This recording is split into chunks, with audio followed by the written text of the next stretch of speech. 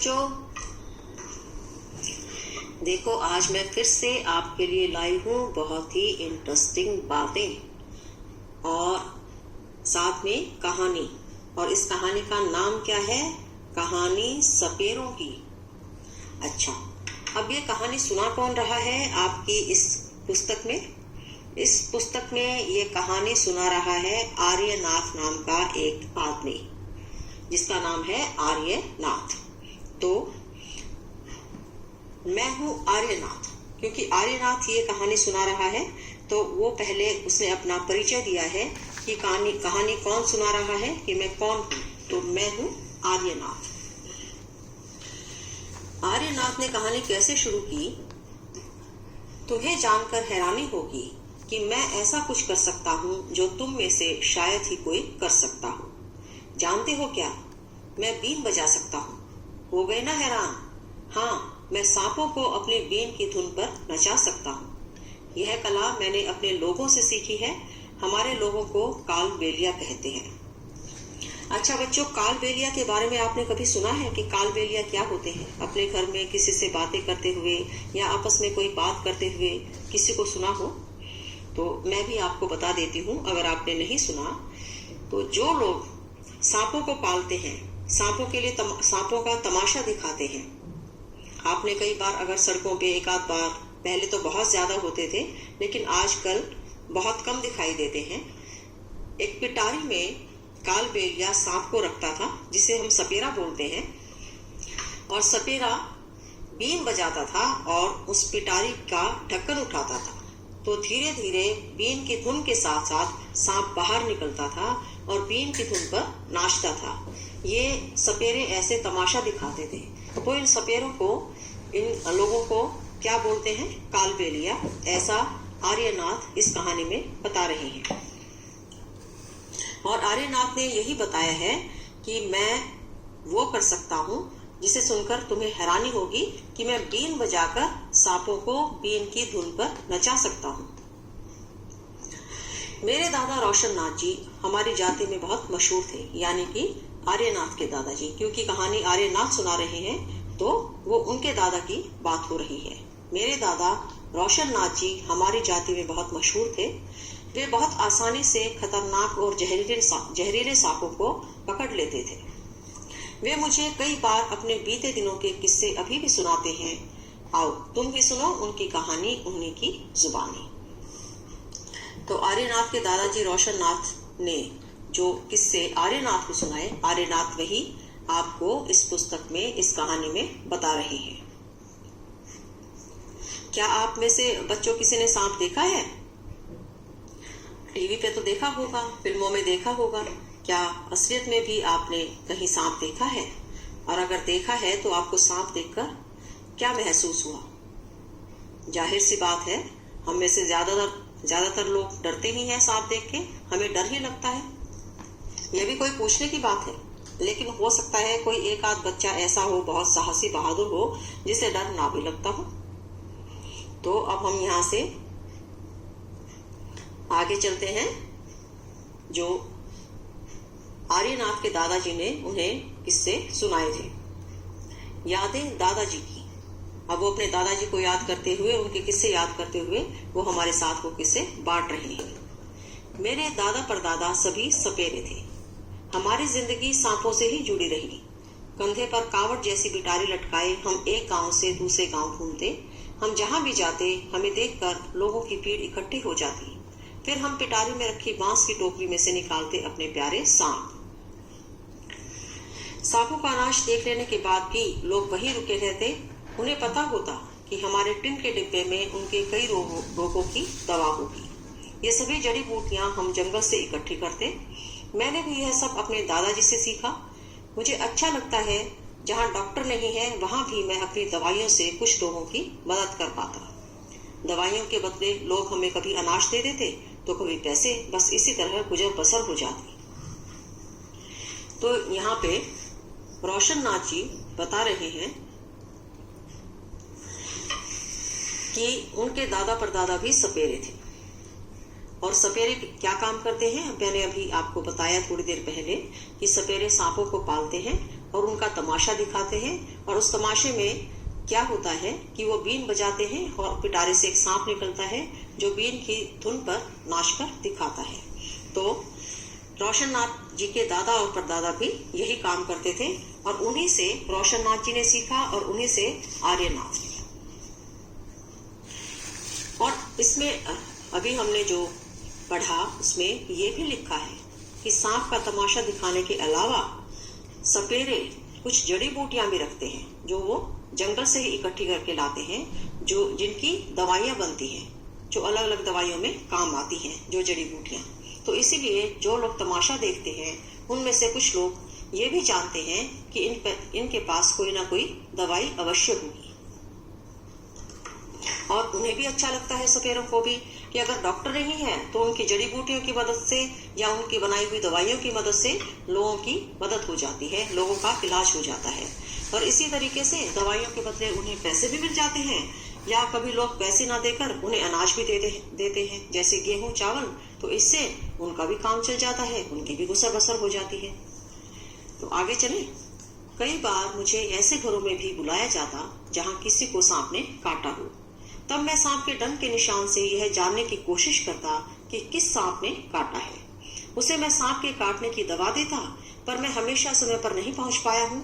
जानते हो ना, कुछ सांप ऐसे भी होते हैं जिनके काटते ही जान चली जाती है, पर ज्यादातर सांप जहरीले नहीं होते। अच्छा, जब कभी किसी घर में सांप निकलता है तो आमतौर पे सपेरों को ही बुलाया जाता है, क्योंकि लोग समझते हैं कि सपेरा ही सांप को पकड़ने की कला जानता है। तो वही सांप को, चाहे वो सामने हो या घर में कहीं छुपा हो, बीन बजाकर निकाल सकता है। और अगर किसी को सांप ने काट ही लिया हो तो सपेरा क्या करता है, उस डंक के निशान से यह पहचानने की कोशिश करता है कि उसे किस प्रकार के सांप ने काटा है, क्योंकि कुछ सांप बहुत जहरीले होते हैं, कुछ सांप कम जहरीले होते हैं, और कुछ सांप के काटने पर भी इतना जहर नहीं जाता शरीर में, या ना के बराबर जाता है, तो उससे जान को कोई खतरा नहीं होता। लेकिन कुछ इतने जहरीले होते हैं कि काटते ही इंसान की मृत्यु हो जाती है। तो सपेरे भी सांप के डंक के निशान से यह जानने की कोशिश करते हैं कि किस सांप ने काटा है। तो इस कहानी में आगे चलते हैं। उसे मैं सांप के काटने की दवा देता, पर मैं हमेशा समय पर नहीं पहुंच पाया। इस कहानी का, इस लाइन का यहाँ पे क्या मतलब है? इसका मतलब ये है कि उनके पहुंचने से पहले ही अगर बहुत जहरीले सांप ने काटा है तो इंसान की मृत्यु हो जाती थी। लेकिन ज्यादातर सांप जहरीले नहीं होते। कभी कभी जब कोई किसान सांप सांप चिल्लाता हुआ भागा आता, तब मैं ही उस सांप को पकड़ता। आखिरकार मैं बचपन से ही सांप पकड़ना जानता हूँ। किसान खेतों में काम करते हैं, खेतों में सारी जमीन खुली होती है, बारिश होती है, वहां पानी भर जाता है, या खुले में सांप बहुत ज्यादा होते हैं। तो किसानों को का सांप से बहुत बार आमना सामना होता रहता है। तो जब भी खेत में काम करता हुआ कोई किसान सांप सांप चिल्लाता हुआ भागा आता, तो मैं ही उस सांप को पकड़ता। आखिरकार मैं बचपन से ही सांप पकड़ना जानता हूँ। वे बहुत बढ़िया दिन थे, लोगों की हम बहुत मदद कर पाते थे, लोग भी हमारी बहुत इज्जत करते थे। आजकल की तरह नहीं था। अब तो मनोरंजन के लिए ज्यादातर लोग टीवी देखते हैं। आजकल बच्चों, हम घरों में देखते हैं कि फैमिली में पापा अगर टीवी पे कुछ देख रहे हैं तो ज्यादातर क्या देखते हैं, या तो वो कोई न्यूज चैनल देखते हैं, समाचार सुनते हैं, या फिर क्रिकेट देखते हैं, या फिर इलेक्शंस के टाइम कोई पॉलिटिशियंस की कोई बातें सुनते हैं, या इलेक्शंस के नतीजे देखते हैं। और माएँ क्या करती हैं, औरतें क्या करती हैं, वो टीवी पर कोई खाने पीने का प्रोग्राम देखती हैं या कोई सीरियल देख लेती हैं, और बच्चे कार्टून। तो बाहर जाने का वक्त ज्यादा मिलता नहीं, तो बच्चे आजकल घर में ही रहकर खेल खेलते हैं या फिर टीवी देखते हैं। ऐसे ही बड़े भी अगर जब अपने काम से उन्हें फुर्सत मिलती है तो अपनी पसंद के प्रोग्राम घर पर ही देखते हैं। आजकल बाहर ज्यादातर लोग इकट्ठे नहीं होते। तो इसीलिए आर्यनाथ के दादाजी रोशननाथ जी कह रहे हैं कि पहले के दिन बहुत बढ़िया थे, लोगों की हम बहुत मदद कर पाते थे, लोग भी हमारी बहुत इज्जत करते थे, क्योंकि उस समय डॉक्टर भी कम थे, सब जो है डॉक्टर नहीं होते थे, तो उनकी जड़ी बूटियों से लोगों की मदद हो जाती थी, इसलिए लोग उनकी इज्जत भी करते थे। जब मैं बड़ा हुआ तो मेरे पिताजी ने मुझे सांप के डसने वाले दांत निकालने सिखाए। अच्छा, अब सपेरे भी अपने बच्चों को धीरे धीरे चीजें सिखाते हैं। तो धीरे धीरे उनके पिताजी ने, उनके दादाजी ने उनको क्या सिखाया कि सांप के डसने वाले दांत निकालने सिखाए। जहरीले सांप की जहर की नली बंद करना भी सिखाया। सपेरों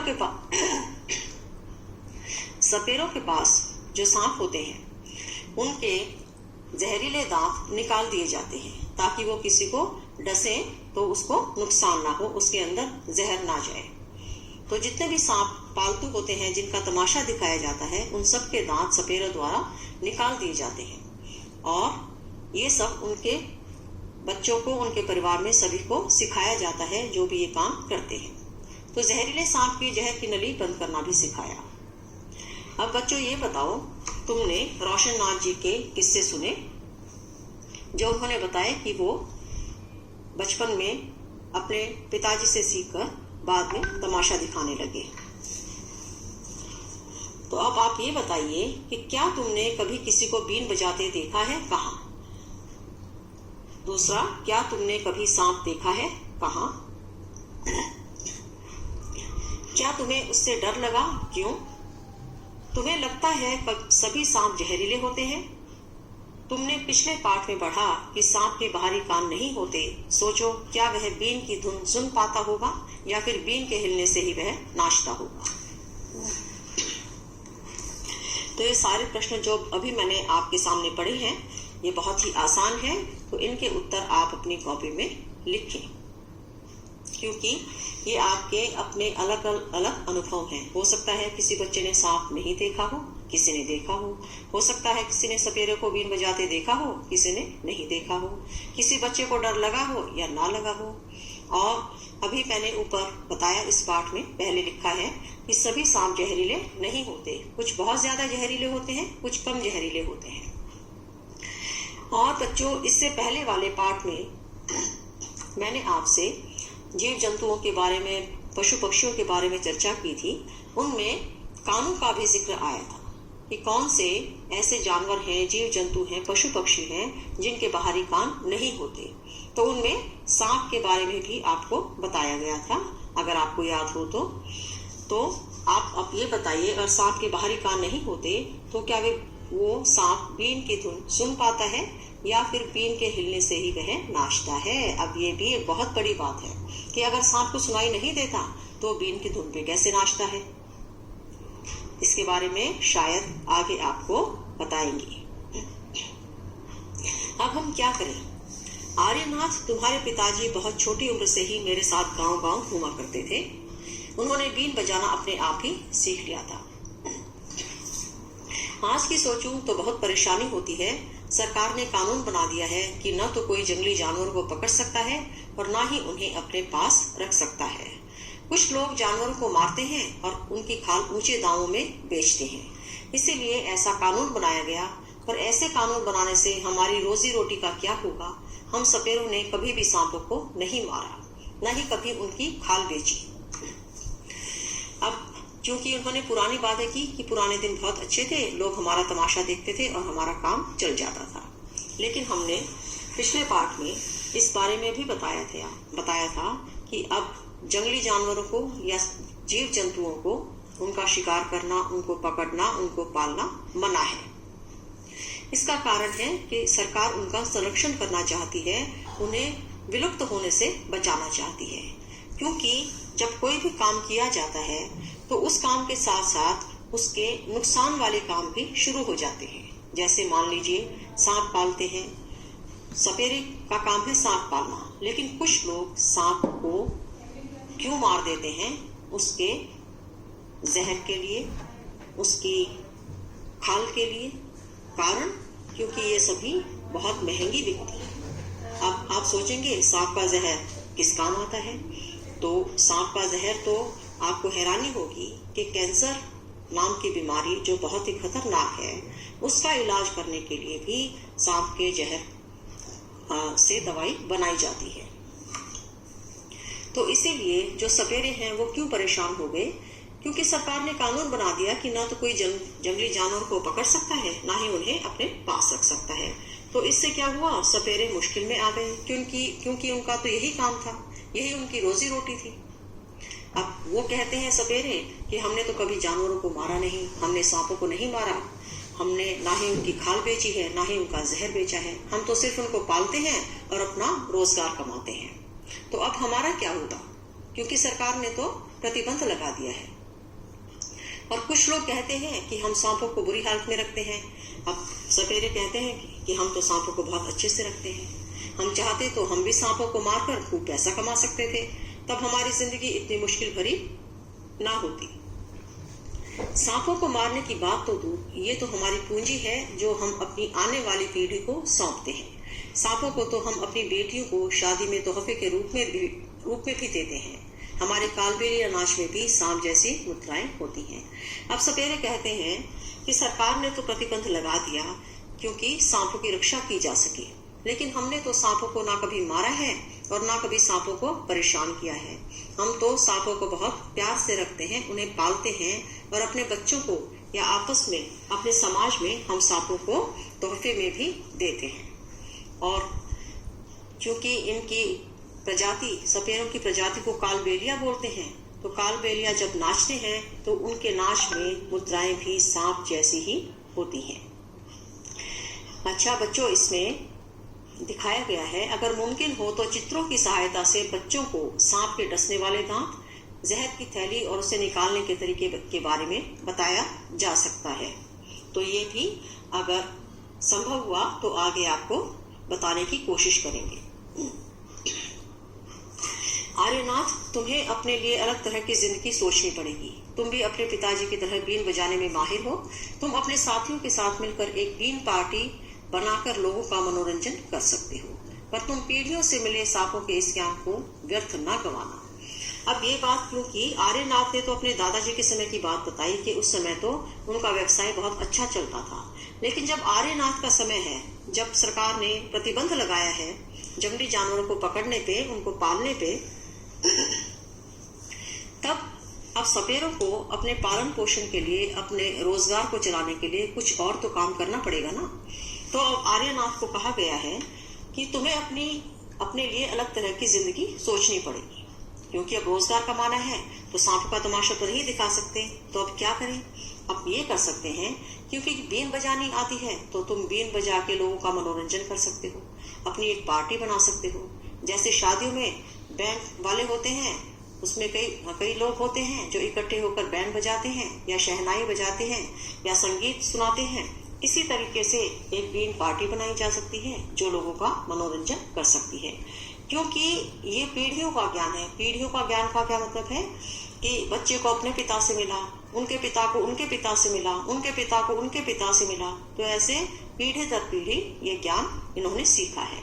तो इतना पुराना जो ज्ञान है, जो उन्होंने अपने दादा परदादाओं से सीखा है, इस ज्ञान को व्यर्थ नहीं गंवाना, यानी कि वेस्ट नहीं करना है, भुला नहीं देना है। अब बीन पार्टी में, इस चित्र में जो दिखाया है, इसमें कुछ लोग एक जैसे कपड़े पहनकर बीन बजा रहे हैं। तो बीन पार्टी के बाजे क्या क्या है? बीन है, जो बीन तो है ही सपेरों की। उसके बाद एक तुम्बा है। तुम्बा भी थोड़ा थोड़ा बीन जैसा ही होता है, लेकिन वो मुंह से न बजा के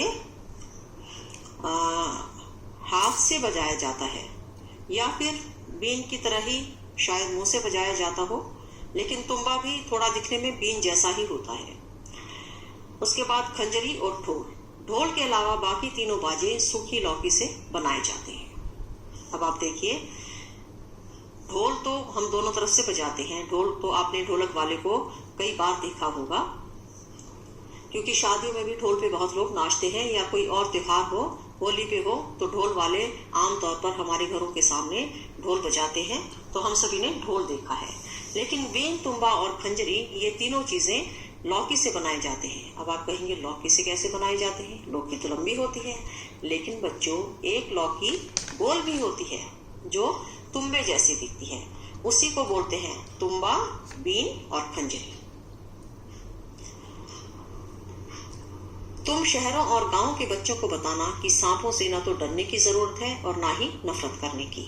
उन्हें सिखाना कि कैसे जहरीले सांपों को पहचानना है।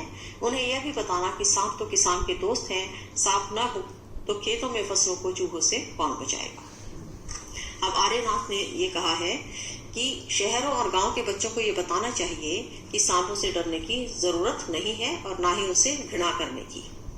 ऐसा क्यों? क्योंकि जहरीले सांप में और जो जहरीले सांप नहीं है उनमें फर्क करना आना चाहिए, उनके बारे में पता होना चाहिए। तो ये फर्क कैसे पता लगाया जा सकता है? ये फर्क हम किताबों में पढ़ के या इंटरनेट पे जाकर तस्वीरों से देखकर उससे हम ये चीजें जान सकते हैं। और उन्हें ये भी बताना कि सांप तो किसान के दोस्त हैं। अब आप कहेंगे सांप किसी का दोस्त कैसे हो सकता है? तो बच्चों, सपेरों का तो दोस्त है ही सांप, क्योंकि उनके रोजगार का वही साधन है। और किसान का दोस्त कैसे है? क्योंकि किसान तो जब सांप को देखता है तो चिल्ला के भागा भागा आता है कि सांप सांप सांप। अगर दोस्त हो तो उसको भागने की क्या जरूरत है? तो बच्चों, वो किसान का दोस्त इस तरह से होता है कि खेतों में बहुत सारे चूहे होते हैं और चूहे क्या काम करते हैं कि जो भी फसल होती है उस सारी फसल को खा जाते हैं और कुतर कुतर के खराब कर देते हैं। तो किसान की फसल बर्बाद हो जाती है और किसान को फायदे की बजाय नुकसान होता है। तो सांप क्या काम करते हैं? सांप चूहों को खा जाते हैं। जब सांप चूहों को खा जाएंगे तो फसल बर्बाद नहीं होगी, फसल बहुत अच्छी होगी और किसान को मुनाफा होगा, फायदा होगा। अब तुम उन सभी बच्चों को मेरी यह कहानी सुनाना, अपनी जिंदगी की एक नई कहानी भी बनाना अपने पोते पोती को सुनाने के लिए। अब आर्यनाथ ने बोला है बच्चों को कि मेरी जिंदगी की जो कहानी है कि किस तरीके से हमारे दादा परदादा रहते थे और अब हमें किस तरीके से रहना पड़ेगा, इस कहानी के बारे में आप अपने घरों में जरूर बताना।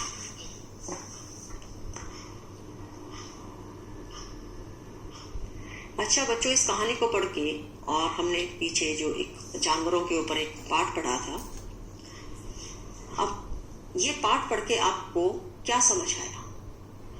इसमें दोनों पाठ में ये संदेश है कि हमें जानवरों को सताना नहीं चाहिए, क्योंकि सभी जानवर इंसानों की तरह महसूस कर सकते हैं, देख सकते हैं, सुन सकते हैं, समझ सकते हैं। ठीक है?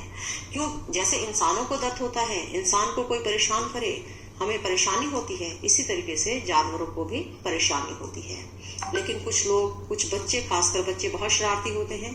तो शरारती बच्चे क्या करते हैं? कुत्तों की पूंछ पर पटाखे बांध देते हैं, सांप को देखते ही मार देते हैं लोग डर के, या और जानवरों को तंग करते हैं। हमारे आसपास जितने भी जानवर हैं उनको तंग करते हैं किसी ना किसी प्रकार से। तो इन दोनों कहानियों में संदेश है कि हमें जानवरों को तंग नहीं करना चाहिए। जो जानवर हमारे लिए खतरनाक हो सकते हैं, जैसे कि सांप भी उनमें से एक है, उन जानवरों से हमें दूर ही रहना चाहिए। दूर रहने का क्या कारण है कि छोटे बच्चे और बड़े भी, जरूरी नहीं कि सिर्फ छोटे बच्चे ही, बड़े लोग भी नहीं ये समझ पाते कि ये सांप जहरीला है या कम जहरीला है। तो इसीलिए जो चीजें आपके लिए खतरनाक हो सकती हैं उनसे दूर रहना चाहिए, लेकिन उनको बिल्कुल भी कष्ट नहीं पहुंचाना चाहिए। जब तक कि आपको ना लगे कि सांप आप पर हमला करने वाला है या आपको काटने वाला है, तब तक आप उस पर हमला ना करें। सावधानी रखें, ऐसी चीजों से दूर रहें। इसी तरीके से जैसे कुत्ते हैं, हम गली में जाते हैं, अगर बहुत सारे कुत्ते हों तो हमने बहुत कई बार अखबार में ये खबर पढ़ी होगी कि एक बच्चे को कुत्तों ने काटा, आवारा कुत्तों ने काटा। तो ऐसा क्यों होता है कि कुत्ते, जो गली में कुत्ते होते हैं, वो ज्यादातर नहीं काटते हैं, क्योंकि ऐसे जानवर एक ही जगह रहते हैं तो उनको पता होता है वहां के लोगों का। लेकिन कुछ जानवर, कुछ कुत्ते, जैसे आवारा कुत्ते उनके लिए बोला जाता है,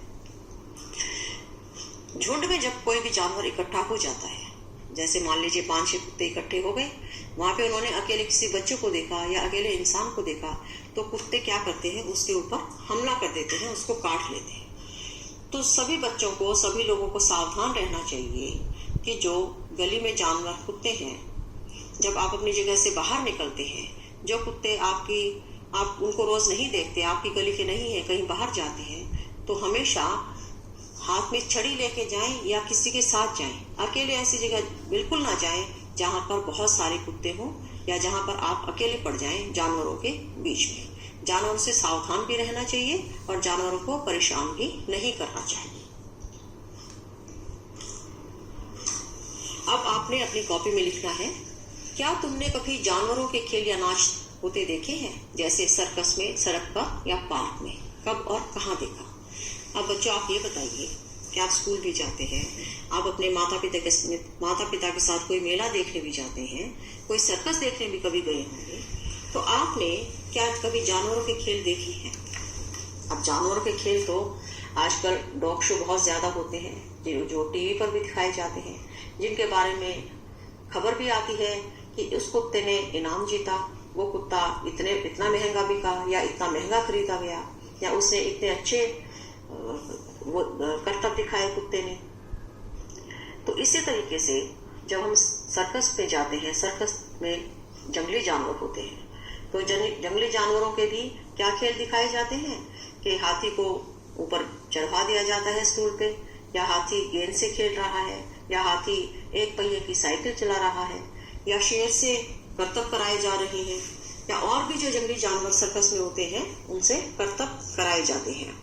हो सकता है आपने सर्कस ना देखा हो, क्योंकि अब सर्कस सरकार ने बंद कर दिए हैं, जंगली जानवरों को जंगल में छोड़ने के आदेश दिए हैं, उनको पालने पे प्रतिबंध लगा दिया गया है। या पार्क में कभी आपने देखा हो कोई अपना कुत्ता घुमाने लाया हो और उसके साथ खेल रहा हो। तो ऐसे ही कभी आपको कोई किस्सा याद आए जिसमें आपने किसी भी जानवर को खेलते या नाचते हुए देखा हो, या आपने मोर को कभी नाचते हुए देखा हो, तो आप अपनी कॉपी में लिखें कि आपने किस जानवर को कब और कहाँ देखा और किस प्रकार खेल या नाचते हुए देखा। कब और कहाँ देखा, किस जानवर का खेल देखा। जानवरों के प्रति लोगों का क्या व्यवहार था? जब भी आप देखते हैं किसी जानवर का कोई करतब या तमाशा, तो लोगों का उस जानवर के प्रति क्या व्यवहार होता है, ये भी आपने नोटिस करके अपनी कॉपी में लिखना है। क्या कोई जानवर को परेशान भी कर रहा था? कैसे? अभी मैंने बताया ना, कुछ बच्चे शरारती होते हैं तो कुछ बड़े भी शरारती होते हैं। कुछ बड़े भी जानवरों को बहुत परेशान करते हैं और कुछ बच्चे भी खेल में परेशान करते हैं बच्चों को। तो अगर आपने किसी को जानवर को परेशान करते हुए देखा हो, तो आप अपनी कॉपी में लिखें कि वो किस प्रकार से उसको परेशान कर रहा था। वह खेल देखकर तुम्हारे दिमाग में किस किस तरह के सवाल उठे? अब जब भी हम कोई चीज देखते हैं जिसे देख के हमें अच्छा लगता है या हमें अच्छा नहीं लगता है, दोनों ही चीजें हैं, तो हमारे दिमाग में क्या सवाल उठते हैं कि हमें क्या करना चाहिए था उस समय, या जैसा उसने दिखाया तमाशा उसमें और क्या होना चाहिए था या क्या नहीं होना चाहिए था, या और भी किसी तरीके के सवाल जो आपके दिमाग में आते हैं वो आप लिखें।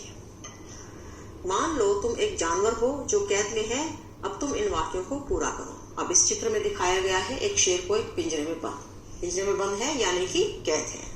तो अब इसमें लिखा है कि मान लो तुम एक जानवर हो, मान लो मैं एक शेर हूँ और मैं एक पिंजरे में हूँ। तो अब ये जो सामने वाक्य है इनको पूरा करना है।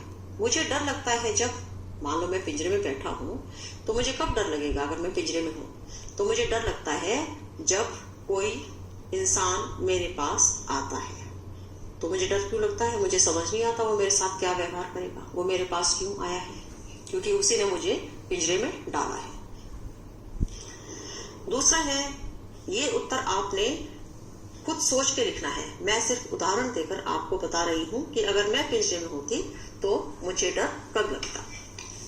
दूसरा है, मेरी इच्छा है कि मैं, अब इसका उत्तर दीजिए आप, इस वाक्य को पूरा कीजिए कि मैं जानवर हूँ और कैद में हूँ, तो मेरी क्या इच्छा होगी? जाहिर सी बात है मेरी इच्छा तो होगी कि मैं आजाद हो जाऊं, मुझे कोई पिंजरे से बाहर निकाल दे। अब आप लिखिए कि आपकी क्या इच्छा होगी। तीसरा है, मैं उदास होता हूँ जब, कब उदास होता हूँ पिंजरे में? जब मैं देखता हूँ कि बाकी सभी बाहर खुले घूम रहे हैं और मुझे यहाँ पिंजरे में, छोटे से पिंजरे में कैद कर दिया गया है। मैं भी औरों की तरह घूमना चाहता हूँ, खेलना चाहता हूँ, अपनी मर्जी से जीना चाहता हूँ। चौथा है, अगर मुझे मौका मिलता तो मैं क्या करता? मैं फुर्र से पिंजरा तोड़ के भाग लेता, वापस जंगल में चला जाता। अब पांचवा है, मुझे यह बिल्कुल भी पसंद नहीं। क्या पसंद नहीं? कि लोग जानवरों को अपनी मर्जी से इस्तेमाल कर सकते हैं, जो इंसानों को अच्छा लगे वो उसी हिसाब से जानवरों के साथ व्यवहार करते हैं, यह मुझे बिल्कुल भी पसंद नहीं है। क्योंकि जानवरों की भी अपनी सोच है, उनका अपना दिल है, वो भी अपने तरीके से रहकर खुश होते हैं, उनकी भी अपनी पसंद नापसंद होती है। तो इंसान अपनी पसंद से जानवरों के साथ व्यवहार करे, ये मुझे बिल्कुल भी पसंद नहीं है। अब इन सभी वाक्यों को आप अपनी अपनी हिसाब से पूरा करेंगे कि आपको क्या अच्छा लगता है, क्या नहीं लगता, या जब आपको कब डर लगता है। ये सभी पांचों वाक्य जो अधूरे हैं, जो आपको पूरे करने हैं, मैंने अभी आपको पढ़ के सुनाए। अच्छा बच्चों, क्या तुम जानते हो हमारे देश में पाए जाने वाले सांपों में से केवल 4 तरह के सांप ही जहरीले होते हैं। शुरू में मैंने बताया था कि सभी सांप जहरीले नहीं होते। तो कौन कौन से सांप जहरीले होते हैं, ये देखिए। ये है नाग, करैत, दुबोइया और अफाई। अब आप 4 नाग इस चित्र में दिखाए गए हैं। अब आप चारों का रंग देखिए और चारों के फन देखिए, अलग अलग है। नाग देखिए, नाग का फन पूरा फैला हुआ है, पूरा फैला हुआ नाग का फन है। और दुबोइया कैसा है? लाल रंग का सांप दिखाया गया है, चितकेदार, पीले रंग पे लाल चितके, ऐसा सांप जिसको दुबोइया बोलते हैं। तीसरा सांप है करैत। करैत थोड़ा हरे हरे रंग का सांप है और इस पे धारियां बनी हुई है। और अफाई, अफाई कैसा सांप है? इस पे भी थोड़े हरे रंग पे सफेद सफेद चितके बने हुए हैं। तो ये सांप जहरीले पाए जाते हैं। सांप जब किसी को काटता है तो उसके 2 खोखले जहर वाले दांतों से उस व्यक्ति के शरीर में जहर चला जाता है।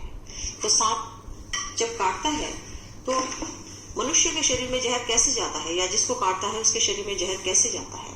उसके 2 खोखले दांतों की वजह से। सांप के मुंह में देखेंगे 2 खोखले दांत होते हैं जिनके अंदर जहर भर जाता है।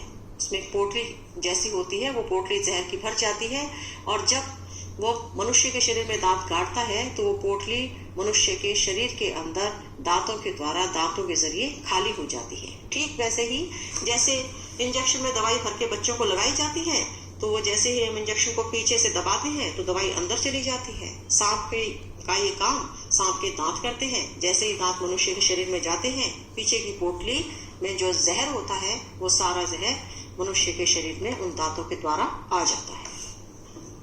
इस जहर से बचने का एक ही उपाय है कि जिस व्यक्ति को सांप ने काटा है उसे तुरंत जहर के असर को खत्म करने वाली दवाई दी जाए। अब क्योंकि अब तो सांप कम है, क्योंकि ज्यादातर मकान बन गए हैं। पहले धरती बहुत खुली होती थी, खेत ज्यादा होते थे, मकान कम होते थे, तो सांप भी आसपास बहुत ज्यादा होते थे।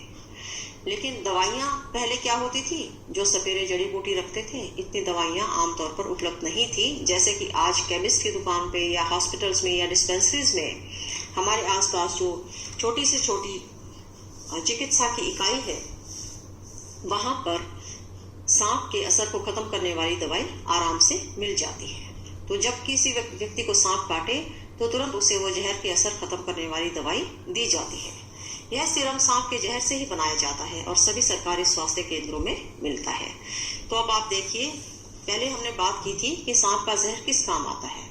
तो मैंने आपको बताया था कि बहुत ही खतरनाक बीमारी कैंसर के इलाज में भी सांप के जहर का उपयोग किया जाता है। तो यहाँ भी देखिए कि अगर सांप काट ले तो सांप के जहर के असर को खत्म करने के लिए भी जो दवाई बनाई जाती है वो सांप के जहर से ही बनती है ना? इंटरेस्टिंग।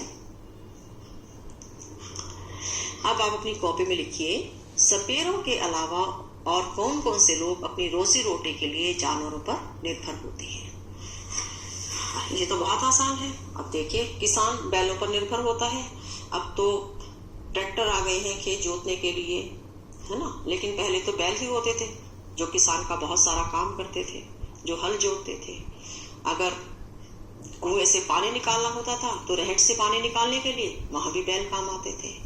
तो जानवर हैं, लोग अपनी रोजी रोटी के लिए, गांव में लोग गाय पालते हैं, उसका दूध बेचते हैं, उसका घी मक्खन बेचते हैं, उससे अपनी रोजी रोटी चलाते हैं। इसका उदाहरण आप देख सकते हैं कि बहुत सारी मिल्क डेयरीज शहरों में होंगी। अमूल डेयरी कितनी बड़ी डेयरी है।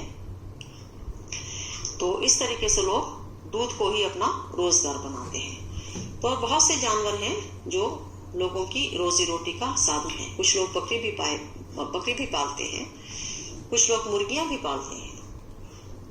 पोल्ट्री फार्म आपने देखे हैं ना, मुर्गियों का पालन करते हैं और फिर अंडे बेचे जाते हैं। तो इस तरीके से आपको भी याद करके लिखना है कि कौन कौन से लोग अपनी रोजी रोटी के लिए जानवरों पर निर्भर होते हैं।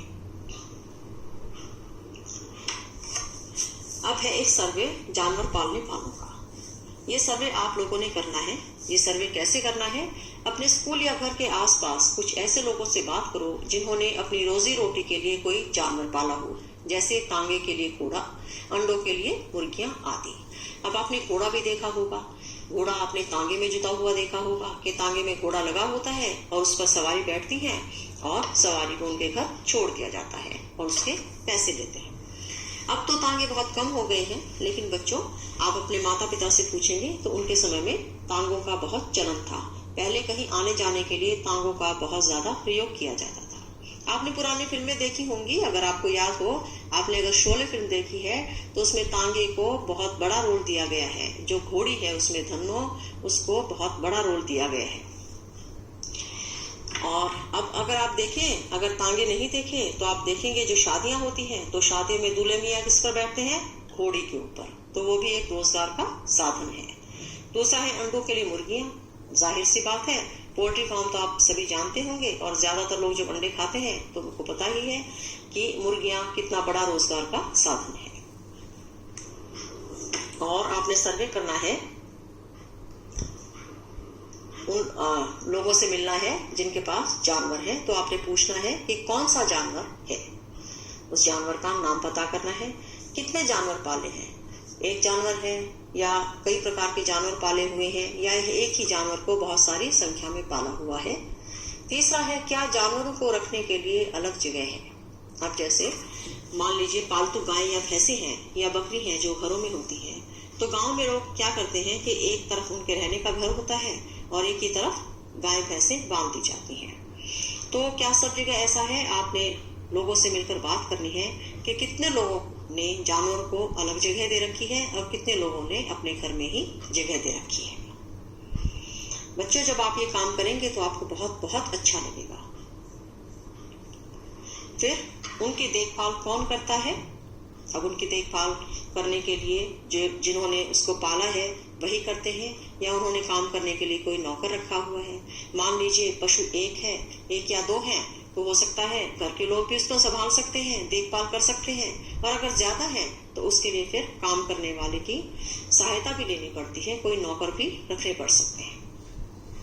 वे क्या खाते हैं? अब जो जानवर पालता है उसको खाने की आदतें पता होंगी और उसको खाने में क्या क्या चाहिए होता है वो भी सब पता होना चाहिए। तो आपने पूछना है कि वो जानवर क्या खाते हैं। क्या कभी जानवर बीमार भी पड़ते हैं? तब पालने वाला क्या करता है? अब जिस तरीके से इंसान बीमार पड़ते हैं, जानवर भी बीमार पड़ते हैं, ये तो सच है।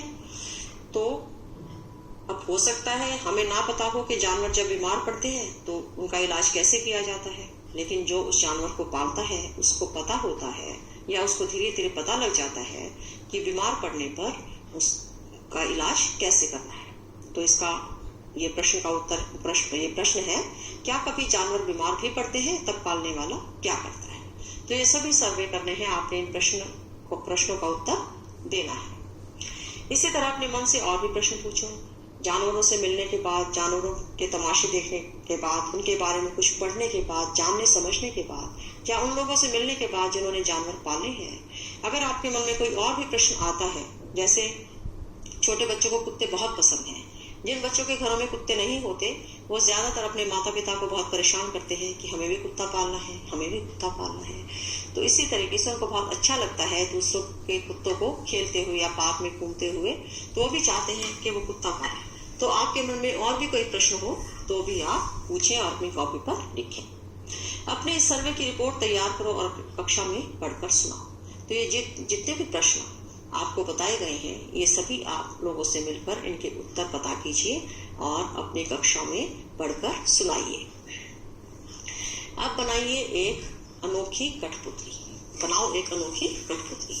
अब ये देखिए ये कठपुतली बनाई कैसे जाए। ये देखिए बहुत आसान है। एक पुरानी जुराब लो, हमारे सभी के घरों में पुरानी जुराबें जरूर मिलती हैं। वो क्यों मिलती हैं? क्योंकि एक जुराब हमेशा गुम हो जाती है, एक ही जुराब बचती है। तो ऐसी कोई जुराब ले लीजिए, उसे चित्र में दिए तरीके से अपने हाथ पर पहन लो। आपने जुराब को अपने हाथ में पहन लेना है। आंखों के लिए 2 बिंदी या बटन चिपका दो। अब घर में आमतौर पे बटन या मम्मी की बिंदियां तो मिलती ही हैं, तो दोनों तरफ आंखों की जगह या आप बिंदी लगा दीजिए या बटन लगा दीजिए। चित्र आपके सामने है तो इसमें देख कर लगाइए। ये बहुत आसान है, बस जुराब पहननी है और ऊपर 2 बटन या बिंदियां चिपका देनी है। जेब बनाने के लिए लाल कागज की पट्टी काटकर चिपकाओ। एक लाल कागज ले लीजिए, थोड़ा मोटा, और उसको जीभ की तरह शेप में पतला काट दीजिए। पट्टी के दूसरे सिरे पर जीभ के लिए कट लगाओ। अब कट नहीं लगाएंगे तो जीभ कैसे दिखाई देगी? आप देखिए, जैसे चित्र में दिखाया गया है, कट लगा के दिखाया गया है, जो कि एम की शेप जैसा लग रहा है ना सांप? चित्र में तो लग रहा है। आप कैसा बना पाएंगे आपको पता लगेगा। हम क्या समझे, सरकार ने कानून बना दिया है कि ना तो कोई जंगली जानवरों को पकड़ सकता है और ना ही उन्हें अपने पास रख सकता है। तुम्हें क्या लगता है, क्या यह कानून सही है या नहीं? अपने उत्तर का कारण बताओ और लिखो। अच्छा बच्चों, आपको क्या लगता है, जैसे आर्यनाथ ने बात बताई कि अब सरकार ने जंगली जानवरों को पकड़ना बंद करवा दिया है, तो आपको क्या लगता है, ये सरकार ने सही किया है या गलत किया है? क्या ये कानून सही है या नहीं? आपको कैसा लगता है? मुझे ऐसा लगता है कि सरकार ने ये बहुत सही कानून बनाया है, क्योंकि हो सकता है जो जिस जानवर को पालता है वो उसे परेशान ना करता हो, लेकिन इस पालन की आड़ में, क्योंकि जब तक सरकार प्रतिबंध नहीं लगाएगी तो कोई भी शिकारी भी उसका शिकार कर सकते हैं, पकड़ सकते हैं, उनकी तस्करी कर सकते हैं, उनकी खालों को, हाथी दांतों को, या जो भी जिस भी जानवर का जो अंग इस्तेमाल होता है, महंगा बिकता है, उसको बेचने के लिए वो जानवरों का शिकार कर सकते हैं, उनको मार सकते हैं, उनको परेशान कर सकते हैं। तो इस तरीके से हो सकता है हमारी बहुत सारी जानवरों की प्रजाति अब विलुप्त होने के कगार पर आ गई थी, तो सरकार ने बहुत सारे सेंचुरीज बनवाई हैं, जिनके बारे में हमने पिछले पाठ में आपको बताया था, उनका संरक्षण करने के लिए। तो मुझे ये कानून सही लगता है। आपको कैसा लगता है आप बताइए। जहां तक रही रोजगार की बात, तो समय के साथ सभी को अपनी जीवन शैली में परिवर्तन करना ही पड़ता है और करना ही पड़ेगा। अब इसका एक उदाहरण ये है कि जो छोटे बच्चे हैं वो सभी मोबाइल से या कंप्यूटर से या आईपैड से या जितनी भी टेक्नोलॉजी है उसको आराम से, आसानी से इस्तेमाल करना जानते हैं। लेकिन जो बड़े लोग हैं वो उनसे इतने बड़े हैं अनुभव में भी, लेकिन जब टेक्नोलॉजी की बात आती है या मोबाइल या लैपटॉप या कंप्यूटर की बात आती है तो वो शायद इस्तेमाल करना नहीं जानते। लेकिन उन बड़ों को भी अगर आज के दिन आगे कुछ सीखना है, कुछ भी करना है, क्योंकि अब टीवी चलाने के लिए भी आपको ये सब सीखना पड़ेगा। नहीं तो पहले की तरह नहीं है कि केबल वाले को बोल दिया तार जोड़ जाओ और आपके चैनल चालू हो गए। नहीं, अब सब कुछ अपडेट कराना पड़ता है, तो आपको सब कुछ सीखना ही पड़ेगा। आजकल सारी चीजें देखिए कि ऐप पे उपलब्ध है। अगर आपको कोई चीज चाहिए तो आपको उसकी ऐप डाउनलोड करनी ही पड़ती है। इसी तरीके से जीवन शैली में धीरे धीरे समय के साथ साथ परिवर्तन आते हैं। जब हम नए को अपनाएंगे तभी हम समय के साथ चल पाएंगे, अन्यथा हम बहुत पिछड़ जाएंगे और हम मुश्किल में आ जाएंगे।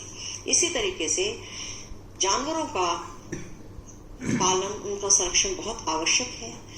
अगर वो किसी के रोजगार का साधन है तो उनके पालने वालों को अपने रोजगार की दिशा कहीं मोड़नी होगी, कहीं और ले जानी होगी, अन्यथा वो भी ऐसे ही मुश्किल में आ जाएंगे। आप किस बारे में क्या सोचते हैं? तो ये आप अपनी कॉपी पर लिखिए और उसका तर्क भी दीजिए कि मैं ऐसा क्यों सोचता हूँ, मुझे ऐसा क्यों ठीक लगता है। तो बच्चों, ये तो हमारा हो गया पूरा पाठ। मुझे उम्मीद है कि आपको इसकी सभी बातें समझ आई होंगी और सांपों के बारे में पढ़कर, जानकर, सपेरों के बारे में जानकर आपको अच्छा लगा होगा। तो इस बारे में आप अपने माता पिता से, अपने घर में, अपने मित्रों से चर्चा कर सकते हैं, बातचीत कर सकते हैं और नए नए किस्से आप उसमें सुनकर सुनाकर आप खुश हो सकते हैं, मजे ले सकते हैं और बोर भी नहीं होते।